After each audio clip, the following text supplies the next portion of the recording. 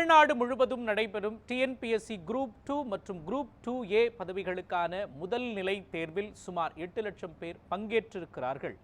தமிழ்நாடு அரசு பணியாளர் தேர்வாணையத்தின் குரூப் 2 மற்றும் குரூப் 2A பதவிகளுக்கான முதல் நிலை தேர்வு நடைபெற்று வருகிறது.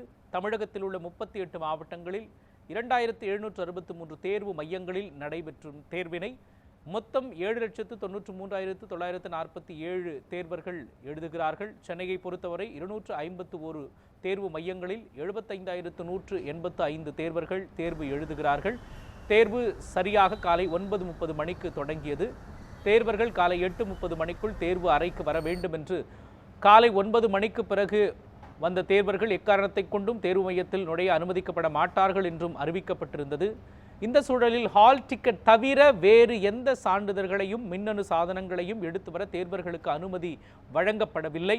தேர்வின் அனைத்து நடைமுறைகளையும் வீடியோ பதிவு செய்ய ஏற்பாடு செய்யப்பட்டிருக்கின்றது.